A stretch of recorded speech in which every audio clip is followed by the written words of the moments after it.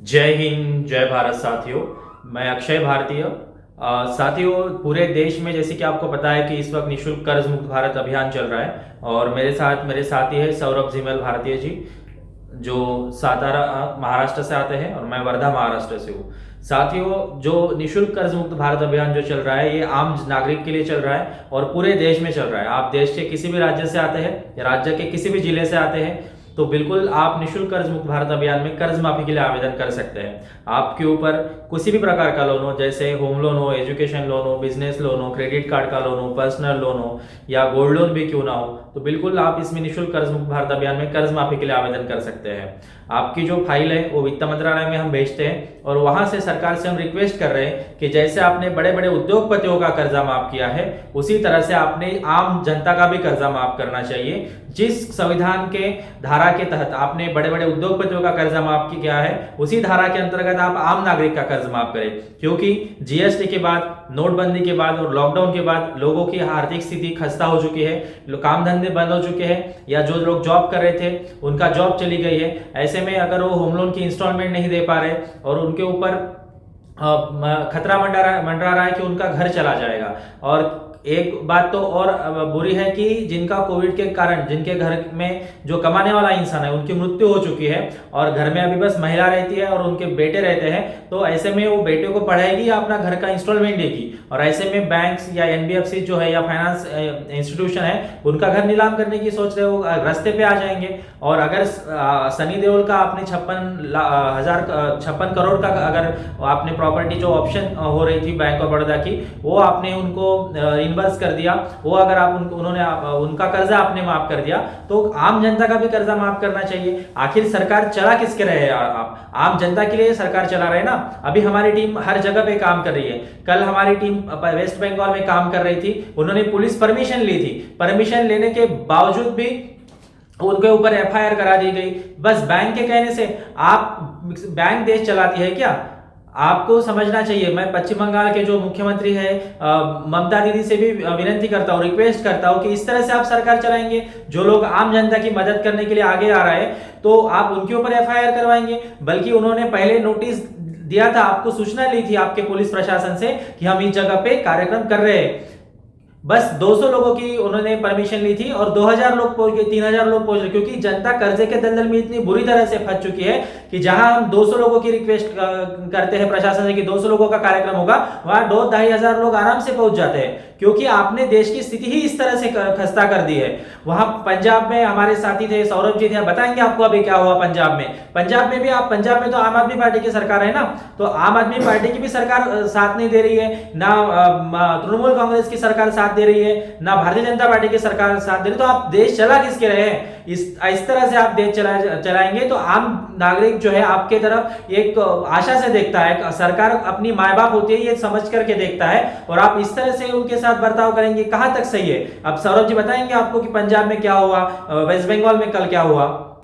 बहुत बहुत शुक्रिया अक्षय जी। और साथियों, आज बहुत दिनों के बाद आज मीडिया के साथ हम संपर्क कर रहे हैं। आज संपर्क करने का कारण भी बहुत बड़ा है, जैसे अक्षय जी ने आपको बता दिया और आप सब लोग जानते हैं कि पिछले 1.5 साल से पूरे देश में आम जनता के कर्जा माफी के लिए कर्ज मुक्त भारत अभियान चलाया जा रहा है। और मैं अलग अलग राज्यों में इस अभियान के तहत काम करता था, जैसे गुजरात में किया, यूपी में, दिल्ली में, उसके बाद पंजाब में था, और अभी रिसेंटली वेस्ट बंगाल की भी एक खबर सामने आई है।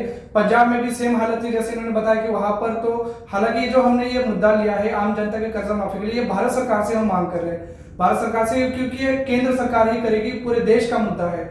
लेकिन इसके साथ साथ जो स्टेट गवर्नमेंट है अलग अलग, हमें ये उम्मीद थी कि जो बाकी स्टेट गवर्नमेंट है, जो एंटी बीजेपी लोग हैं, कम से कम वो तो लोग सपोर्ट करेंगे इस मुहिम को या फिर इस अभियान को। लेकिन पता चला कि पंजाब में आम आदमी पार्टी की सरकार थी, लेकिन वहां पर भी जो हमारा केंद्र था, रोपड़ जिले में केंद्र था हमारा, वहां पर, तो वहां पर भी प्रशासन को आगे करके सरकार ने वहां पर भी काम बंद कराने का प्रयास किया, और वहां पर धमकी दी जा रही थी बार बार जेल भेजने के लिए। जी न्यूज के कुछ पत्रकार भी वहां पर आए थे कुछ उल्टी सीधी हरकत करने के लिए, लेकिन वहां पर उनकी कुछ बात जमी नहीं।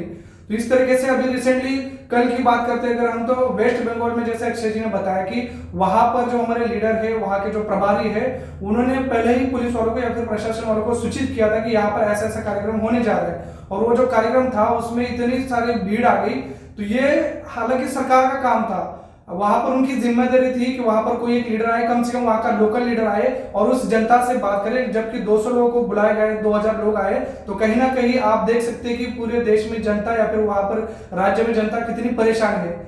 तो वहां के लोकल लीडर से आके बातचीत करके लोगों की समस्या सुननी चाहिए थी। इससे उल्टा उन्होंने क्या किया, जो हमारे लीडर काम करते, जो हमारे लीडर गाइड करे थे लोगों को आरबीआई के गाइडेंस के बारे में बता रहे थे, मार्गदर्शन कर रहे थे, तो उनको उठा के कल जेल में डाल दिया गया। और अभी तो आज ये बात पता चली कि हमें वहां पर पता नहीं सरकार का या किसका उन पर दबाव है, बैंकिंग सिस्टम का है या किसका दबाव है, उन्होंने मतलब वहां पर एफआईआर भी नहीं की थी। इनको सीधा कस्टडी में लेके गए थे और जुडिशियल कस्टडी के सामने आज पेशकश किया गया और उसके बाद उन्होंने बैकएंड पे एफआईआर उन्होंने नोट करवाई है। तो साथियों देख सकते हैं कि कितने बड़े लेवल पे ये हमें फंसाने की साजिश की जा रही है, चाहे वो कोई भी सरकार हो, स्टेट गवर्नमेंट हो, सेंट्रल गवर्नमेंट हो या प्रशासन को आगे करके इसके पीछे जो भी लोग हो, शायद ये जानते नहीं है कि उन्होंने शायद भगत सिंह जी को ठीक से पढ़ा नहीं है। अगर आपको पता होगा, भगत सिंह जी ने भार से ज्यादा, जब उनको जेल में डाला गया था, जेल में उन्होंने सबसे बड़ी देश को आजादी दिलाने के लिए क्रांति खड़ी की थी। और जो उन्होंने आगाज किया था, जो अंदर रह के काम किया था, वो बाहर रह के भी नहीं कर पाए थे। तो साथियों आप भी शायद पता नहीं कि आप जो हमारे लीडर्स को अंदर डाल रहे, जो कि वेस्ट बंगाल के हमारे प्रभारी है फरहाद मलिक भारतीय जी और डॉक्टर गौतम पांडे भारतीय जी, इनको जो आपने उठा के डाला है, तो वो भी एक ऐसे प्रदेश से आते हैं जहां पर आजाद हिंद सेना के सर्वे सर्वा सुभाष चंद्र बोस जी के जन्मभूमि से वो आते हैं। तो उनको भी आप कम समझने का गलती से भी प्रयास मत करना, या आपको तो आगे जाके पता चलेगा कि किस तरह से आपने जो गंदी हरकत की है हमें या फिर अभियान को रोकने का ये प्रयास किया है, इसका किस तरह से आपको आगे जाके बहुत भारी नुकसान झेलना पड़ने वाला है। तो मैं आप सभी साथियों से निवेदन करना चाहता हूं कि आप लोग भी ज्यादा से ज्यादा लोगों को ये जानकारी पहुंचाइए और जो लोग जनता के लिए काम कर रहे हैं उनके खिलाफ किस तरह से सरकार तानाशाही चलाने का प्रयास करे, आप भी थोड़ा इसके खिलाफ आवाज उठाइए। और मैं सरकार से भी बताना चाहूंगा, आपने सिर्फ 1 या 2 लीडर को अंदर किया है, लेकिन आपको पता नहीं है कि इसके पीछे कितनी बड़ी ताकत है। खुद सर के साथ 200 से 250 ज्यादा लीडर है और उसके अलावा 15,000 से ज्यादा पूरे देश में केंद्र है। और उससे भी बड़ी बात, 12 लाख लोग आज हमारे साथ जुड़ चुके हैं इस अभियान के तहत। तो आप किन किन को जेल में डालेंगे? 1 को डालेंगे, 2 को डालेंगे, 3 को डालेंगे, लेकिन 1000 को, लाख को तो नहीं डाल सकते। और ये कहीं ना कहीं क्रांति सफल होकर रहेगी और आम जनता का कर्जा माफ करना ही पड़ेगा।